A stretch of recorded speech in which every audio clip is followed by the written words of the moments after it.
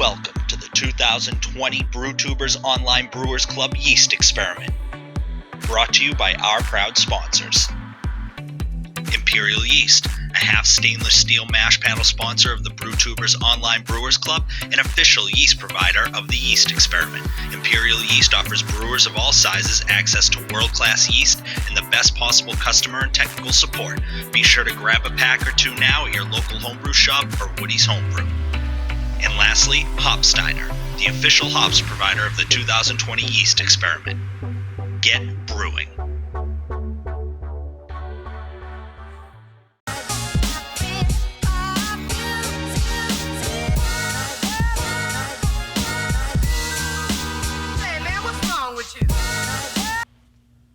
What's going on, guys? Nick Lesagore here, Exit 12 Brewery in the house.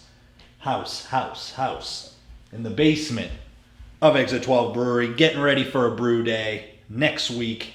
And while I prepare for that, cleaning equipment, doing other things, I'm going to pop one of the last Yeast Experiment beers. 2020 Yeast Experiment. This one is from Andrew Rohne, Running on Beer. Guy's got a sweet-ass mustache. One of the more luxurious mustaches I've ever seen. With this beer that he brewed, he utilized Imperial A20 Citrus, which actually is a yeast that I just bought last week at my local homebrew store. It was actually a few days ago, to brew a New England IPA in the event that the ingredients for my blueberry Hefeweizen didn't come in on time. So I do have a pouch of that in the fridge right now. Imperial, an official sponsor of the 2020 Yeast Experiment, as well as BrewTubers, half mash paddle sponsor. Thank you to them. Andrew brewed this on February 19th, kegged it on the 26th, and bottled it on the 28th. So he was one of the guys that brewed very early in the process. So let's pop this open. I'm very excited to try this. A nice little hiss. He did keg it. I might not pour all of it in, just in the event that there are maybe some floaties. This thing is quite clear. Don't know if you can see it, but really nice head. Nice and clear. Probably one of the more clear versions of this beer. Golden, almost like a copper. Wow, this thing is really clear.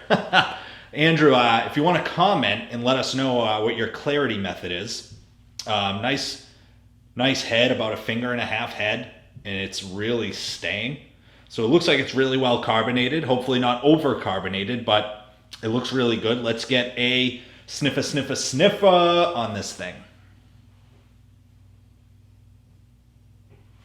Wow. It definitely smells grainy. You get this, you definitely get like the maltiness of it for sure. Like a really borderline farmhousey aspect. It almost has like a lager end hit to it, which is interesting. Like corny or very grainy, you know?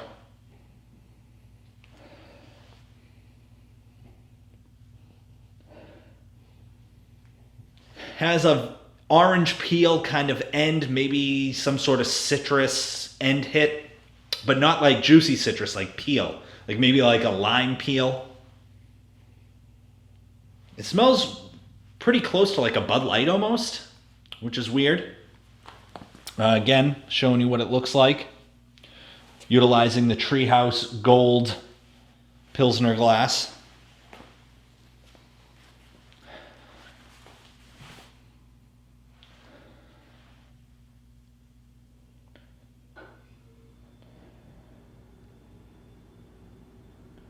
It smells like you're mashing in. Like when you walk into a brewery, you get that kind of grainy smell. You can tell that they're in the middle of mashing in. No real hop characteristics I can get on the nose anyway, but I'm interested. Thank you to Andrew. Get some chill haze a little bit. Thank you to Andrew for joining the experiment. And let's dive in. Cheers.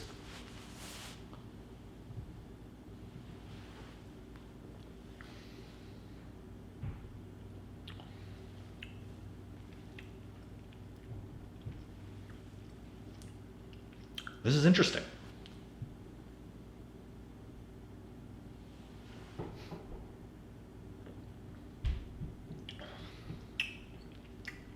It might smell like Bud Light, but it doesn't taste like it.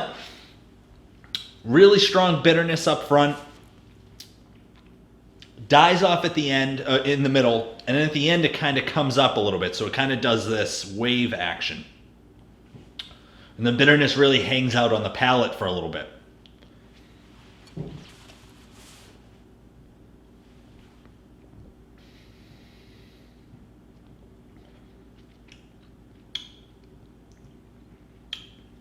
Very interesting. Citrus. Citrus, that's what I'm thinking. That's the name of the yeast, citrus. But it's more like citrus peel.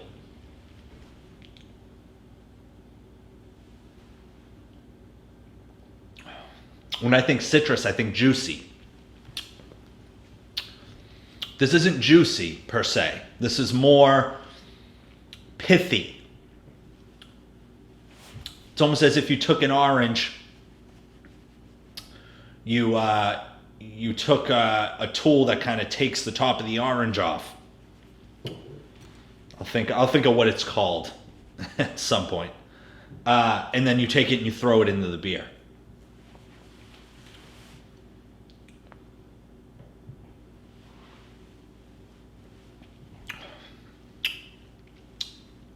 It's lip smacking in some ways because it's definitely more bitter than any of the beers that I've had to this point. It's definitely more on the bitter side.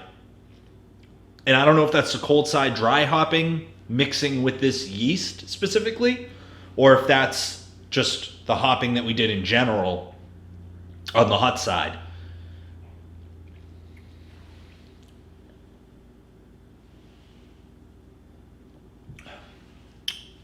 I also think it might be a little overcarbonated, which might be adding to the bitterness. But it's good.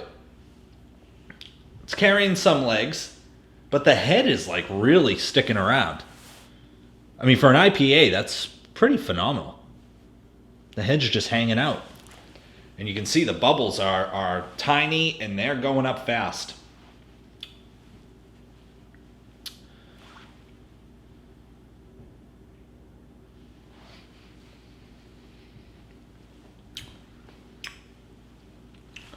As it warms, I'm getting a little bit more of like maybe like a Meyer lemon.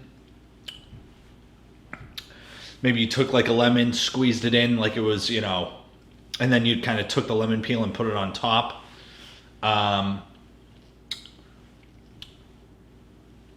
It definitely hangs out on the palate for a long time. That I get. As it warms, as I let it kind of hang out on my tongue, I get grapefruit, which again, the citrus concept I get. I get grapefruit. It would be grapefruit that you just open up and you just dig in. You don't put any sugar on the top like I used to when I was a kid. It's well carbonated.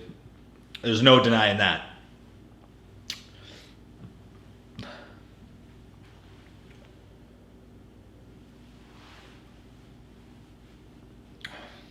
Very well made, obviously. Andrew knows what he's doing. The way he clarified this is probably top 2 or 3 that I've had to this point. And it's lighter looking than the others, for sure. And again, the head's really sticking around. So overall, Andrew, thank you for the submission. I appreciate it. This is a great beer. I have probably a quarter left in that bottle. I'm going to pour it into this glass, go upstairs, enjoy a nice cheese plate, do some relaxing on this Sunday. I start my new job tomorrow, so let's get it. Let's go. Thank you guys. Cheers.